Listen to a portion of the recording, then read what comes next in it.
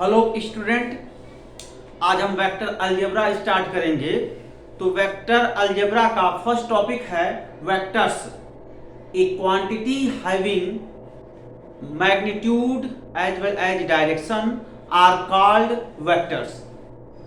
जब quantity direction के साथ साथ मैग्नीट्यूड भी रखता है, उसी क्वांटिटी को हम वेक्टर्स बोलते हैं। जैसे फोर्स, फोर्स क्या है स्टूडेंट? वह वेक्टर्स है। तो मैं यहां डेफिनेशन लिखता हूं। Vector,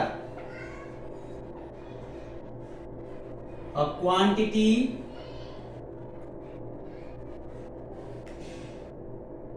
having magnitude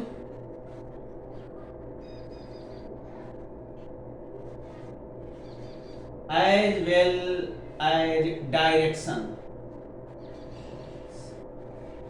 both are called vectors। जब क्वांटिटी मैग्नीट्यूड के साथ साथ डायरेक्शन भी रखता है तो उसी को वेक्टर्स बोलते हैं। यहां पर मैग्नीट्यूड और डायरेक्शन फिक्स होता है, चेंज नहीं होता है। जबकि टेंसर में स्टूडेंट क्या होता है? टेंसर में मैग्नीट्यूड चेंज होता है और जैसे ही मैग्नीट्यूड चेंज होगा तो डायरेक्शन भी चेंज होता है। तो यहां लिखेंगे टेंसर का डेफिनेशन कैसे देंगे। Tensor, tensor is a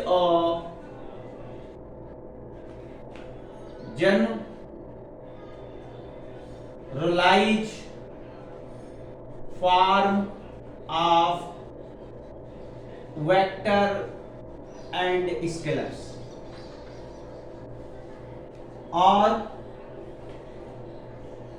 a quantity is said to be tensor if it has different magnitude,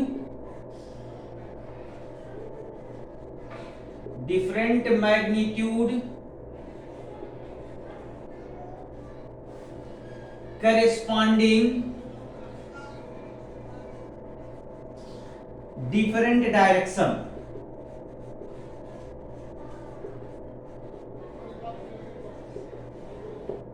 इसी को बोलते हैं टेंसर। यही बेसिक डिफरेंस है स्टूडेंट टेंसर एंड वेक्टर में। जो टेंसर होता है वेक्टर का जनरलाइजेशन फॉर्म होता है, स्केलर का जनरलाइजेशन फॉर्म होता है।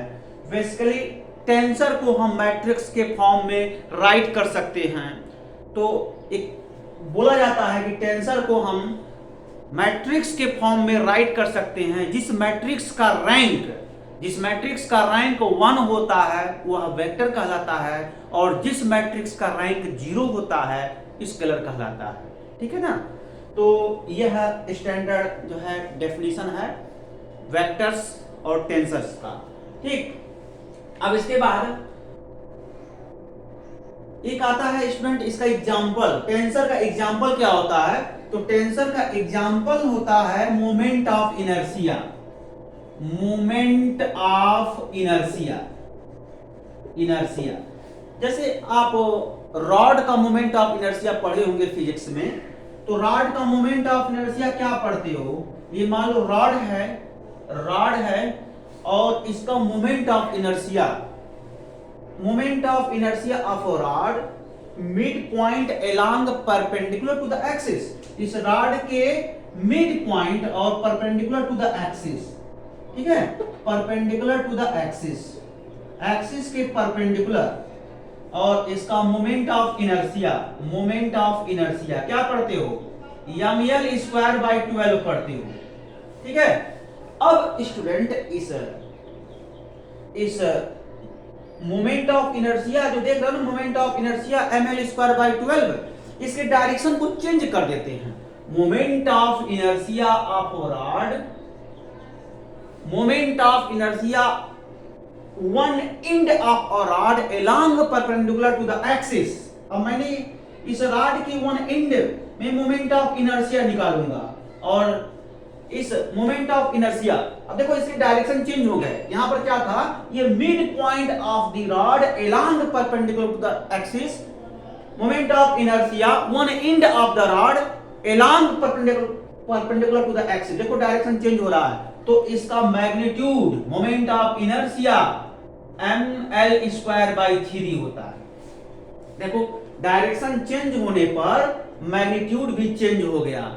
यहां पर magnitude moment of inertia ml²/12, यहां पर magnitude moment of inertia ml²/3।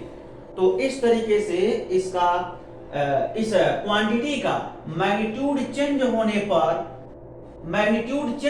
पर डायरेक्शन भी चेंज हो गया, या दूसरे शब्द में हम कह सकते हैं डायरेक्शन चेंज होने पर मैग्नीट्यूड चेंज हो गया, तो यह moment of inertia tensor quantity है। क्लियर?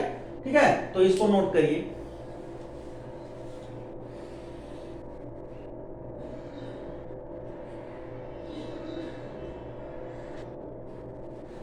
अब देखो स्टूडेंट, इसका जो दूसरा एग्जाम्पल है टेंसर का, वो है स्ट्रेस। ये कितना होता है, फोर्स अपॉन एरिया। ठीक है, तो स्ट्रेस क्या होता है, किसी बॉडी की शेप को चेंज करने के लिए, किसी बॉडी को शेप को चेंज करने के लिए जो फोर्स अप्लाई करते हैं वही स्ट्रेस कहलाता है। अब जाहिर सी बात है, मान लो कोई बॉडी है, उस पर फोर्स अप्लाई कर रहे हैं, उसका शेप चेंज हो गया तो उसका एरिया भी चेंज हो गया, तो वो क्या होता है, स्ट्रेस होता है। फोर्स अपॉन एरिया से हम स्ट्रेस कैलकुलेट करते हैं, कितने रेट से वो चेंज हो रहा है। ठीक है, तो मान लो ये बॉडी है और इस पर हम इसके शेप को चेंज करने के लिए नॉर्मल हम क्या करेंगे, फोर्स अप्लाई करेंगे इस बॉडी पर। जब नॉर्मल फोर्स अप्लाई करेंगे तो इंटरनल फोर्स इसका विरोध करेगा, तो इसको बोलते हैं क्या, इंटरनल स्ट्रेस बोलते हैं, और ये कैलकुलेट कर लेंगे फोर्स अपॉन एरिया। ठीक है, और क्या कर सकते हैं, और मान लो ये बॉडी है और इसके शेप को चेंज करना है, तो मैं टेंजेंशियल क्या करेंगे, टेंजेंशियल फोर्स अप्लाई करेंगे इस बॉडी का शेप चेंज करने के लिए। तो जब इस पे टेंजेंशियल फोर्स अप्लाई करेंगे तो इसमें इंटरनल टेंजेंशियल फोर्स इसके डायरेक्शन का विरोध करेगा। ठीक है, जब चेंज होगा शेप, तो जैसे जैसे शेप चेंज होगा तो स्ट्रेस भी चेंज होगा, और यही नहीं, देखो इसका डायरेक्शन भी तो चेंज हो रहा है। तो देखो डिफरेंट डायरेक्शन के करेस्पॉन्डिंग स्ट्रेस भी ऑब्टेन हो रहा है। तो इसलिए ये जो स्ट्रेस है, ये मोमेंट ऑफ इनर्शिया, ये जो स्ट्रेस है ये क्या है, टेंसर क्वांटिटी है। स्ट्रेस क्या है, टेंसर क्वांटिटी है। ठीक है, अब हम बात करते हैं स्टूडेंट करंट वेक्टर क्वांटिटी है या स्केलर क्वांटिटी है। ठीक है, इसकी बात करते हैं।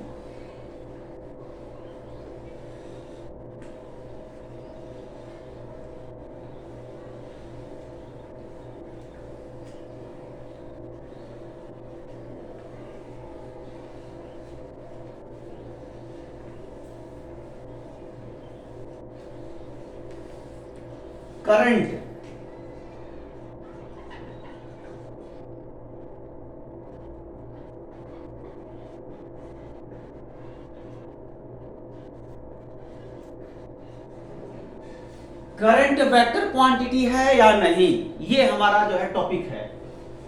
तो देखो स्टूडेंट, हम कहेंगे करंट वेक्टर क्वांटिटी नहीं है, यह एक स्केलर क्वांटिटी है, क्योंकि करंट वेक्टर अलजेब्रा के रूल्स को फॉलो नहीं करता, जबकि करंट में मैग्नीट्यूड भी होता है और डायरेक्शन भी होता है, फिर भी यह स्केलर क्वांटिटी होता है, क्योंकि यह वेक्टर अलजेब्रा के रूल को फॉलो नहीं करता है। ठीक है, जैसे आप जानते हो ना, दो वेक्टर का एडिशन कैसे करते हो। जैसे मान लो ये F1 वेक्टर्स है, तो F1 के हेड से F2 का टेल हम यहाँ F2 का टेल यहाँ पर लगाते हैं, ये टेल है F2 का टेल, और फिर क्या करते हैं, एक रिजल्टेंट वेक्टर होता है जो F1 के टेल से, ठीक है, रिजल्टेंट वेक्टर का जो टेल है और उसका जो हेड है किसका, रिजल्टेंट वेक्टर का, F2 के हेड से मिलता है। ये resultant vector R equal to F1 plus F2 होता है। ये जो है ये वेक्टर क्वांटिटी है, फोर्स वेक्टर क्वांटिटी है। और पक्का है कि अगर फोर्स है तो F1 का हेड F2 के टेल से ज्वाइंट होगा, और जो इसका रिजल्टेंट आएगा, resultant R vectors, resultant R का टेल, F1 का टेल ज्वाइंट होकर के R का हेड F2 का हेड ज्वाइंट होगा, तो resultant R equal to F1 plus F2 होता है। वहीं पर बात करें करंट का स्टूडेंट, तो मान लो यहां पर I1 है और यहां से ये I2 है, तो इसका जो रिजल्टेंट का जो डायरेक्शन होगा इसी डायरेक्शन में होगा, ये फिक्स नहीं होता है। इसका जो डायरेक्शन होता है, मैग्नीट्यूड के फिक्स होने पर डायरेक्शन फिक्स होता तो इसको हम क्या बोल देते, वेक्टर्स बोल देते। जबकि ऐसा नहीं है, इसका जो डायरेक्शन है इसी डायरेक्शन में होगा, यह फिक्स इसका डायरेक्शन नहीं होता है, इसी वजह से यह स्केलर होता है। ठीक है, तो हम बात करते हैं कि जो टेंसर होता है स्केलर का जनरलाइजेशन फॉर्म होता है। तो इस करंट को अगर हम मैट्रिक्स के फॉर्म में लिखते हैं तो उस मैट्रिक्स का अगर हम रैंक कैलकुलेट करें तो उस मैट्रिक्स का रैंक 0 आता है। इसी वजह से ये जो करंट है ये करंट स्केलर क्वांटिटी है। क्लियर स्टूडेंट, क्योंकि हम जानते हैं स्केलर का जो जनरलाइजेशन फॉर्म होता है, वेक्टर्स का जो जनरलाइजेशन फॉर्म होता है वो टेंसर कहलाता है। तो मान लो ये जो है ये इसको एग्जामिन करना है कि ये जो क्वांटिटी है ये वेक्टर्स है। तो अगर ये वेक्टर्स है तो इसका जनरलाइजेशन फॉर्म टेंसर, इसका जनरलाइजेशन फॉर्म टेंसर। तो अगर ये टेंसर है तो इसको हम मैट्रिक्स के फॉर्म में लिखें, और मैट्रिक्स के फॉर्म में जैसे ही लिखेंगे और इसका रैंक कैलकुलेट करेंगे वो रैंक 0 आ जाएगा, इसी वजह से वो स्केलर हो गया। ठीक है, तो मान लीजिए ये भी तो वेक्टर्स है, क्योंकि फोर्स है, फोर्स वेक्टर्स होता है, और इसका जनरलाइजेशन फॉर्म टेंसर हो गया। तो जब ये टेंसर हो गया तो इसको मैट्रिक्स के फॉर्म में लिखेंगे। जब इसको मैट्रिक्स के फॉर्म में लिखेंगे और इसका रैंक कैलकुलेट करेंगे तो इसका रैंक 1 होगा। इसी वजह से क्या होगा, यह वेक्टर्स होगा। ठीक है, इसका मतलब क्वांटिटी को हम मैट्रिक्स के फॉर्म में लिख सकते हैं। ऐसे समझो, क्वांटिटी को मैट्रिक्स के फॉर्म में लिख सकते हैं। जब उसका रैंक कैलकुलेट करेंगे तो अगर रैंक 1 आएगा तो वेक्टर हो जाएगा क्वांटिटी, और रैंक अगर 0 आ जाएगा तो स्केलर हो जाएगा क्वांटिटी। ठीक है, क्योंकि हम जानते हैं वेक्टर्स और स्केलर का जो जनरलाइजेशन फॉर्म होता है वो टेंसर होता है। तो हम किसी भी क्वांटिटी को अगर हम मैट्रिक्स के फॉर्म में लिखते हैं, उसका रैंक कैलकुलेट करेंगे, रैंक 1 होगा तो वो क्या हो जाएगा, वेक्टर्स हो जाएगा, और रैंक 0 हो गया तो वो क्वांटिटी स्केलर हो गया। या दूसरे वर्ड में हम एक्सप्लेन कर सकते हैं कि ये जो करंट है वेक्टर अलजेब्रा के रूल को फॉलो नहीं कर रहा है। इसका जो डायरेक्शन है फिक्स मैग्नीट्यूड के करस्पॉन्डिंग फिक्स डायरेक्शन होना चाहिए, जबकि ऐसा नहीं होता है, इसका डायरेक्शन फिक्स नहीं है, और इसी वजह से ये जो करंट है यह स्केलर क्वांटिटी है। क्लियर। अब देखो, अगर इसका डायरेक्शन ये होता तब तो हम बोल देते हैं I1 प्लस I2, ये वेक्टर अलजेब्रा फॉलो रूल कर रहा है, इसका डायरेक्शन इसी डायरेक्शन में होगा, ये फिक्स नहीं है। इसी वजह से ये जो करंट है मैग्नीट्यूड और डायरेक्शन रखने के बाद भी यह स्केलर होता है। ठीक है, डायरेक्शन फिक्स होना चाहिए फोर्स की तरह। अब देखो ना, यहां पर इसका डायरेक्शन, ये डायरेक्शन फिक्स है, इसी डायरेक्शन में होगा, यानी ये वेक्टर अलजेब्रा के रूल को फॉलो कर रहा है। जब ये वेक्टर अलजेब्रा के रूल को फॉलो कर रहा है तो हम क्या बोल देंगे, इसको हम बोल देंगे कि ये वेक्टर्स है। और जबकि यह वेक्टर अलजेब्रा के रूल को फॉलो नहीं कर रहा है कि इसका डायरेक्शन यही होगा, ये फिक्स नहीं है, तो इसलिए ये स्केलर हो गया। ठीक है, तो अगर हम बात करते हैं, मान लो ये कोई बॉडी है, इस पर हम फोर्स अप्लाई कर रहे हैं, ऐसे इस पर मान लो 3 न्यूटन का फोर्स अप्लाई कर रहे हैं, इस पर 4 न्यूटन का फोर्स अप्लाई कर रहे हैं। ठीक है, तो इसका जो रिजल्टेंट R होगा तो लॉ ऑफ पैरेललोग्राम से, तो लॉ ऑफ पैरेललोग्राम क्या पढ़ते हो, R equal to under root ये 4 square plus 3 square plus 2 into 4 into 3 cos theta, और दोनों फोर्स के बीच का एंगल कितना है 90 डिग्री, तो कास 90 डिग्री क्या हो जाएगा, R इक्वल टू ये कितना हो जाएगा, ये 16 plus 9 plus 2 into 4 into 3 into 0, और ओवरऑल कितना हो गया ये 25, इट मींस 5 न्यूटन आ गया रिजल्टेंट, ये 5 न्यूटन आ गया। जबकि स्टूडेंट देखो ये law of parallelogram rule follow कर गया, और जबकि यहां पर अब मान लो यहां पर ये इसमें करंट फ्लो कर रहा है, ये करंट फ्लो कर रहा है 3, और इसमें करंट फ्लो कर रहा है ये 4, ठीक है, एम्पियर, और जबकि इसका जो रिजल्टेंट होता है स्टूडेंट, इसका जो रिजल्टेंट होगा आर या 7 एम्पियर होगा, और ये law of parallelogram rule follow नहीं करेगा, ठीक है। तो इसी वजह से ये स्केलर हो गया, और ये क्या है, ये जो है वेक्टर्स है, ठीक, और ये सिंपल अलजेब्रा रूल फॉलो कर रहा है, सिंपल अलजेब्रा, ये नंबर है, ये स्केलर मतलब स्केलर एडिशन फॉलो कर रहा है, और ये वेक्टर एडिशन है, ठीक है।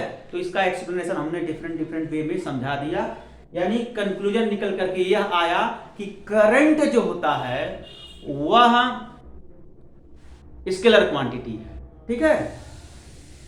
और हाई लेवल मैथमेटिक्स से भी हम समझा दिए कि करंट स्केलर क्वांटिटी है, स्केलर क्वांटिटी का जनरलाइजेशन टेंसर होता है। अगर करंट को मैट्रिक्स के फॉर्म में डिनोट करें, करंट के मैग्नीट्यूड को मैट्रिक्स के फॉर्म में डिनोट करें, उसका रैंक कैलकुलेट करें तो रैंक 0 होता है, इसी वजह से करंट स्केलर होता है, ठीक है। अगर यह एक्सप्लेनेशन हार्ड है तो आप ऐसे भी समझ सकते हो कि करंट वेक्टर अलजेब्रा के रूल को फॉलो नहीं कर रहा है, इसी वजह से ये जो करंट है यह स्केलर क्वांटिटी है। क्यों रूल फॉलो नहीं कर रहा, क्योंकि इसका डायरेक्शन फिक्स मैग्नीट्यूड होने के बाद इसका जो डायरेक्शन है वो फिक्स नहीं है, इसी वजह से यह रूल फॉलो नहीं कर रहा है करंट वेक्टर अलजेब्रा का, इसी वजह से इसको हम क्या बोलते हैं, स्केलर बोलते हैं, ठीक है स्टूडेंट, नोट करिए इसको।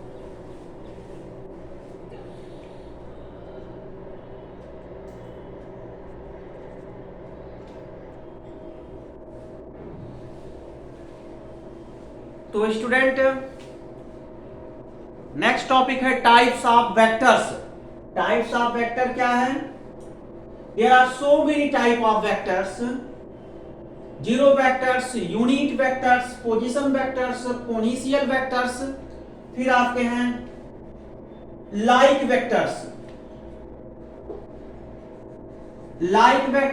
Unlike vectors, coplanar vectors, equal vector, displacement vectors, फिर आपके हैं निगेटिव वेक्टर्स, कोलिनियर वेक्टर्स। इतने जो है टाइप के वेक्टर्स होते हैं स्टूडेंट, बहुत इंपॉर्टेंट है, इसे सुनिए आप लोग। There are so many types of vectors, zero vectors, unit vectors, position vectors, potential vectors, like vectors, unlike vectors, coplanar vectors, equal vectors, displacement vectors, negative vectors, collinear vectors, ठीक है। तो अब इसमें देखो एक्सप्लेनेशन इसका देख सकते हो। जीरो वेक्टर्स, जब किसी वेक्टर्स का स्टार्टिंग और एंड पॉइंट कोइंसाइड कर जाता है उसी को हम जीरो वेक्टर्स बोलते हैं। जैसे स्टूडेंट सपोज करो यह ए बी वेक्टर्स हैं, अगर इसको हम ग्राफिकली ड्रॉ करें तो यहां से देखो ना, यह ए और बी, इसका डायरेक्शन है ये, इसका मैग्नीट्यूड, इस वेक्टर्स के मैग्नीट्यूड की बात करें तो कभी जीरो हो ही नहीं सकता। और यहीं पर ये जो पॉइंट है इसको स्टार्टिंग पॉइंट बोलते हैं, ये जो पॉइंट है ये एंड पॉइंट बोलते हैं वेक्टर्स का। यही एंड पॉइंट स्टार्टिंग पॉइंट पर जाकर कोइंसाइड कर जाए तो स्टूडेंट इस वेक्टर्स का मैग्नीट्यूड जीरो हो जाएगा, उसी को हम जीरो वेक्टर्स बोलते हैं, ओके। अब बात करते हैं यूनिट वेक्टर्स का। एक ऐसा वेक्टर्स जिसका मैग्नीट्यूड यूनिटी होता है उसको हम यूनिट वेक्टर्स बोलते हैं। पोजीशन वेक्टर्स में क्या होता है, पोजीशन वेक्टर्स में ये जो वेक्टर्स का कोऑर्डिनेट पर डिपेंड करता है। जैसे देखो मान लो ये 3 डायमेंशनल वेक्टर्स हैं, ये 3 डायमेंशनल वेक्टर्स हैं एक्स जेड, ये जेड एक्सिस है और ये वाई एक्सिस है, ठीक है।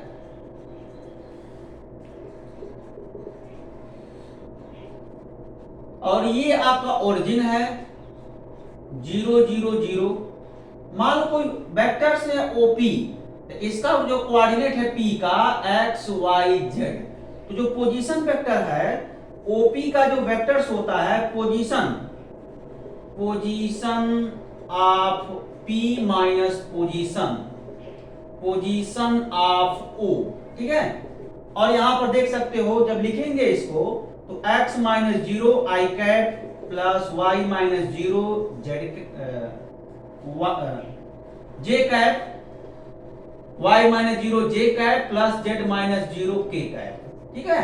इसी वेक्टर्स को पोजीशन वेक्टर्स बोलते हैं, ठीक है। तो ये जो है पोजीशन वेक्टर्स कहलाते हैं। अब फिर आता है कोनिशियल वेक्टर्स। कोनिशियल वेक्टर क्या होता है? मोर देन 2 वेक्टर का स्टार्टिंग पॉइंट सेम होता है।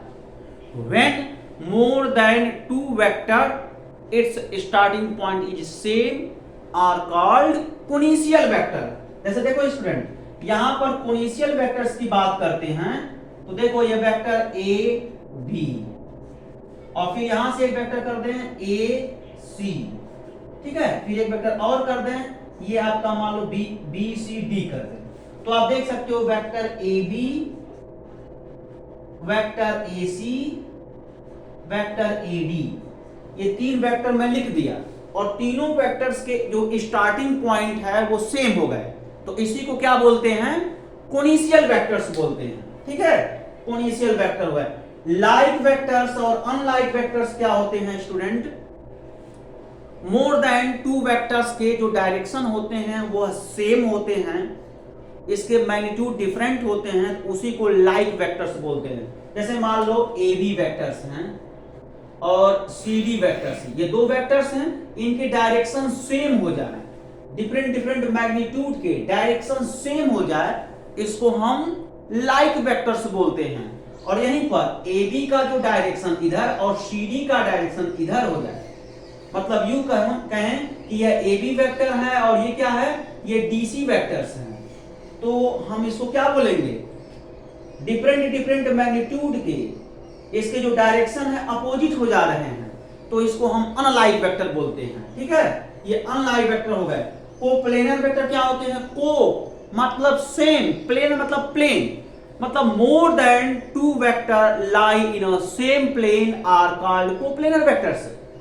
More than 2 vectors lie in a same plane, मतलब सेम प्लेन में जो वेक्टर्स लाई करते हैं उसको कोप्लेनर बोलते हैं, ठीक है। इक्वल वेक्टर क्या होते हैं?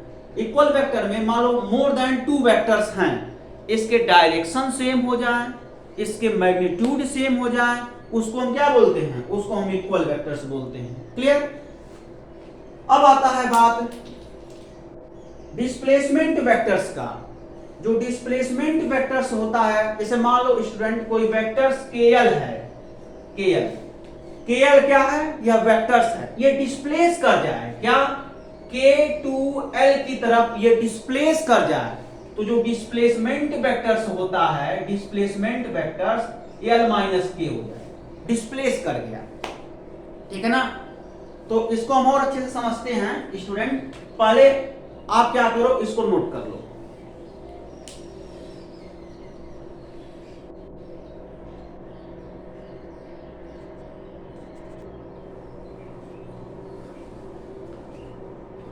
स्टूडेंट डिस्प्लेसमेंट वेक्टर का एक्सप्लेनेशन मैं दे रहा हूं।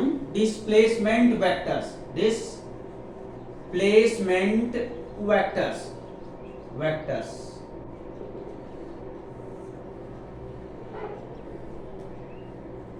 when 2 are more than 2 vectors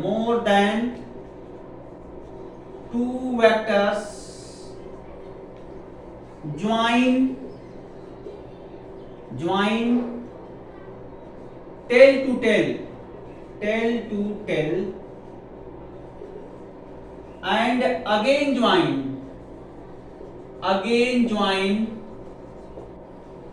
head to head, head to head, head, its resultant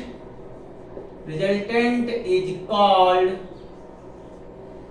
vector r equal to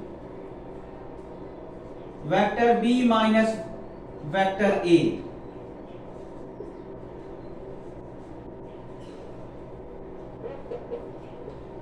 vector b minus vectors a, ठीक है। तो देखो when two are more than two vector, अब इसको join कर लो, ठीक है।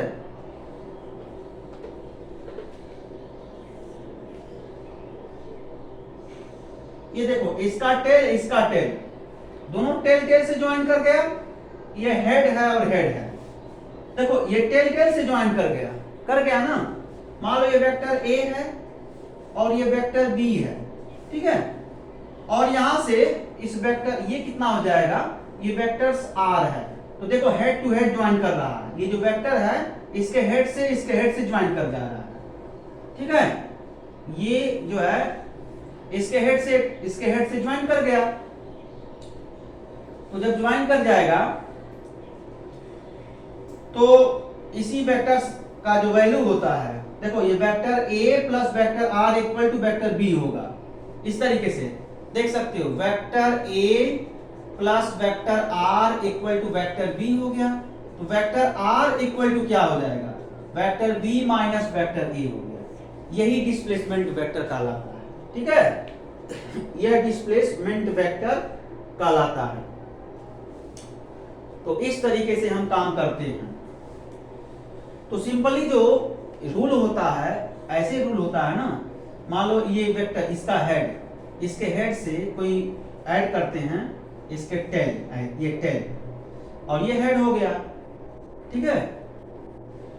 तो अब यहां पर जब ऐड करते हैं इसका रिजल्टेंट, मान लो ये वेक्टर a है और ये वेक्टर b है। जब रिजल्टेंट यूज करते हैं तो vector a plus vector b होता है। तो यही रूल यहां लग जाएगा। देख सकते हो इसका हेड और इस वेक्टर का टेल ज्वाइंट हो गया, और ज्वाइंट हो करके देखो ज्वाइंट हो गया, और फिर ये वाला वेक्टर क्या होता है, इसके हेड से ज्वाइंट करता है, तीसरा वाला। तो ये क्या होता है, वेक्टर अलजेब्रा के रूल को फॉलो करता है। यानी हम कह सकते हैं ये रिजल्टेंट हो जाएगा, ये रिजल्टेंट। जब ये वाला वेक्टर b रिजल्टेंट हो गया तो वेक्टर b इक्वल टू, ठीक है, वेक्टर b इक्वल टू, यानी यहां पर लिखेंगे ये वेक्टर r है, यहां लिख सकते हैं वेक्टर b इक्वल टू, मतलब इस वेक्टर का जो वैल्यू होगा vector r plus vector a होगा।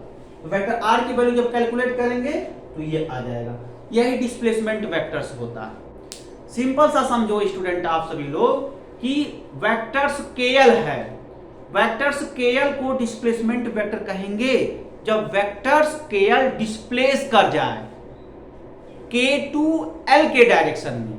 तो जो डिस्प्लेसमेंट वेक्टर का जो वैल्यू होता है वह l माइनस k हो जाता है, ठीक है। तो उसका हम एक्सप्लेनेशन कर दिए, ठीक। तो आप वीडियो कंप्लीट देखिए। डिस्प्लेसमेंट वेक्टर में कहीं भी डाउट हो तो आप हमसे पूछिए। Okay student, thank you.